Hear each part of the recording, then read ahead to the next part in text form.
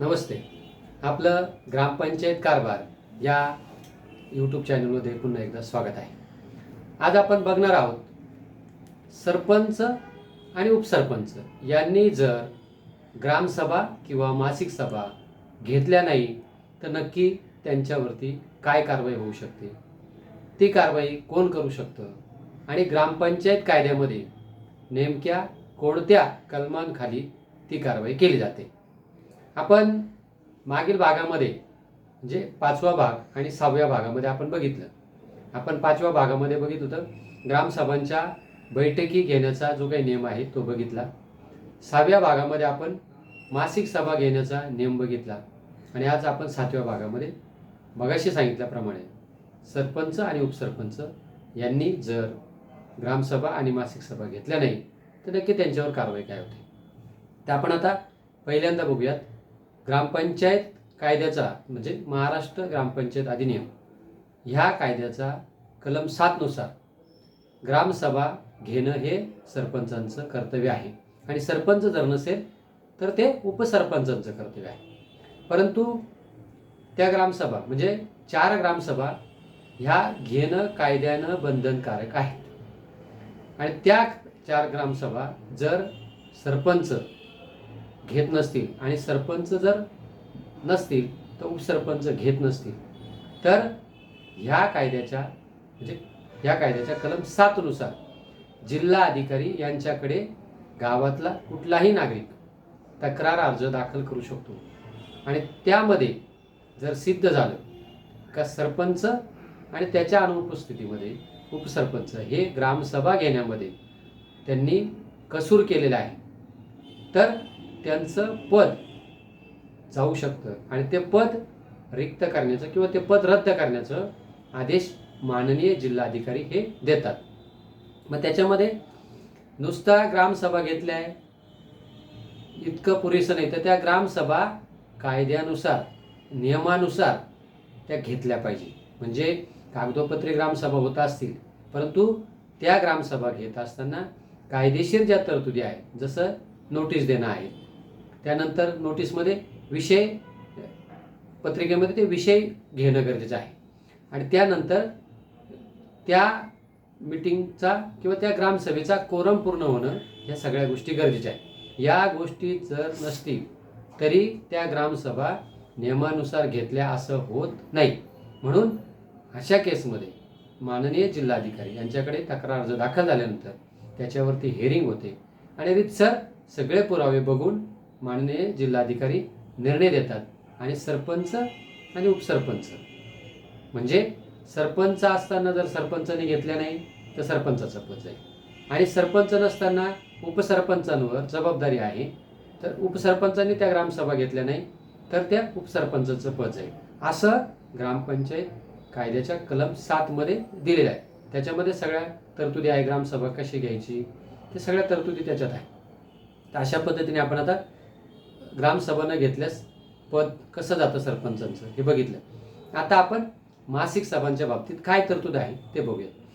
तर ग्रामपंचायत कायद्याच्या कलम 36 नुसार जर सरपंच आणि त्याच्या अनुपस्थितीत जर उपसरपंच मासिक सभा नियमानुसार घेत नसेल किंवा त्या मासिक सभा नियमानुसार घेतल्या नाहीत तर महाराष्ट्र ग्रामपंचायत अधिनियम यानुसार कलम जे 36 आहे त्या 36 कलमानुसार सरपंचांचं पद जाऊ शकतं.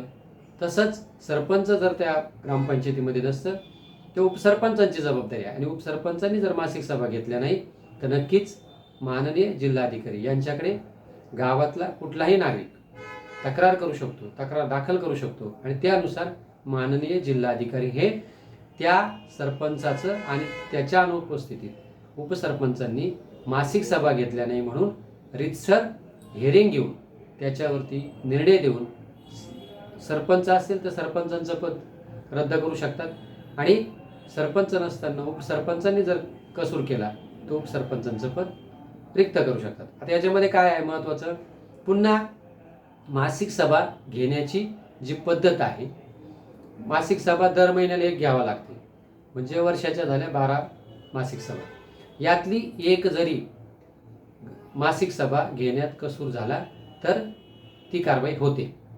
अशा पद्धतीनं ग्रामसभा आणि मासिक सभा या दोन्हींच्या बाबतीत माननीय जिल्हाधिकारी यांच्याकडे रीतसर तक्रार अर्ज दाखल केल्यानंतर पूर्ण कारवाई होते.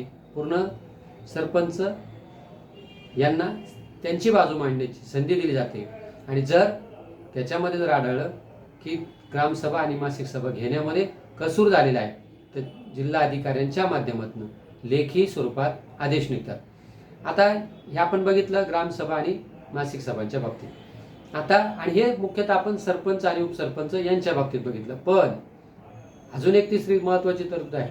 जर गावातल्या सभांमध्ये सदस्य उपस्थित नसतील, म्हणजे मासिक सभा ज्या होतात त्या मासिक सभांमध्ये जर गावातील ग्रामपंचायतमध्ये निवडून आलेले सदस्य उपस्थित राहत नसतील तर ग्रामपंचायत कायद्याच्या कलम 40 नुसार सदस्यांवर कारवाई होऊ शकते. मग किती सभांना सदस्य नसावेत तर ह्या कलम 40 नुसार तरतूद दिली आहे. ग्रामपंचायतचे सदस्य जर सलग 6 वेळेस किंवा 6 महिने मासिक सभांना गैरहजर असतील तर गावातला कुठलाही नागरिक त्या बाबतीत माननीय जिल्हा परिषदेच्या अध्यक्षांकडे तक्रार दाखल करू शकतात. आणि तिथे पण जशी जिल्हाधिकाऱ्यांकडे सुनवाई होते त्याच पद्धतीने माननीय जिल्हा परिषद अध्यक्ष यांच्याकडे सुद्धा सदस्यांच्या अपात्रतेबाबत सुनवाई होते. आणि जर त्यामध्ये जर आढळून आलं किंवा पुरावे आले की सदस्य 6 महिन्यापेक्षा किंवा 6 महिन्यापासून मासिक सभांना हजर नाही आहे तर नक्कीच जिल्हा परिषदचे जे अध्यक्ष आहेत ते त्या सदस्याचं पद रिक्त झाल्याचं घोषित करतात, तसा निर्णय देतात. पुन्हा कलेक्टरांकडे जी पद्धत आहे त्याच पद्धतीने इथे पण सदस्यांना बाजू मांडण्याची संधी दिली जाते आणि त्याच्यानंतर निर्णय केला जातो. आणि जिल्हा परिषदच्या अध्यक्षांच्या निर्णयावर जर कोणाला अपील करायचं असेल तर ते राज्य सरकारकडे करावं लागतं. अशा पद्धतीने सदस्यांचं पद जर मासिक सभांना नसेल तर जातं. या अशा 3 महत्त्वाच्या तरतुदी ह्या कायद्यामध्ये आहेत. जसं कलम 7 नुसार सरपंच उपसरपंचांच्या ग्रामसभांना घेतल्यास तरतूद आहे. 36 नुसार मासिक सभा जर सरपंच आणि उपसरपंचांनी घेतल्या नाही त्याबाबत तरतूद आहे. तसंच सदस्य गैरहजर राहत असतील तर कलम 40 मध्ये तरतूद आहे. तर ह्या तिन्ही कलमांमध्ये तरतुदी दिलेल्या आहेत. तर नक्कीच आपण ह्या तिन्ही कलमांचा सखोल पुन्हा एकदा अभ्यास करा, वाचन करा. आणि जर आपल्या भागामध्ये ग्रामसभा होत नसतील, मासिक सभा होत नसतील आणि सदस्य मासिक सभांना गैरहजर राहत असतील तर नक्कीच त्यांच्यावरती कारवाईसाठी आपण अर्ज दाखल करू शकतात. जर आपल्याला ग्रामसभा सक्षम करायच्या असतील, मासिक सभा सक्षम करायच्या असतील आणि निवडून आलेल्या प्रतिनिधींनी या सगळ्या कारभारामध्ये किंवा या सगळ्या सभा घेतल्या पाहिजे, आपलं कर्तव्य पूर्ण केलं पाहिजे. याकरता गावातल्या नागरिकांनी सुद्धा या सभांकडे लक्ष दिलं पाहिजे. आणि या सभांमध्ये अनियमितता होत असेल, या सभा कायदेशीररित्या घेतल्या जात नसेल, कायद्यांच्या तरतुदींचं पालन न करता मनमानी पद्धतीने प्रोसिडिंग लिहिल्या जात असतील आणि मनमानी पद्धतीने गावाचा कारभार केला जात असेल तर ह्या सभांच्या बाबतीत आपण गांभीर्याने बघितलं पाहिजे. आणि त्या सभा न घेणाऱ्या सरपंच, उपसरपंच आणि सदस्य यांच्यावरती कारवाईसाठी पुढे आलं पाहिजे.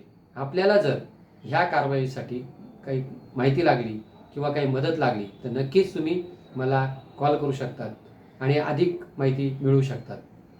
जर तुम्हाला आजचा व्हिडिओ आवडला असेल तर नक्कीच या व्हिडिओला लाईक करा आणि जास्तीत जास्त लोकांपर्यंत हा व्हिडिओ पोहोचून सरपंच, उपसरपंच आणि सदस्य यांना त्यांच्या कर्तव्याविषयी जाणीव दाखवून द्या. आणि नक्कीच आपण सगळे मिळून ही ग्राम विकासाची आणि गावाच्या विकासाची ही चळवळ पुढे घेऊन जाऊया.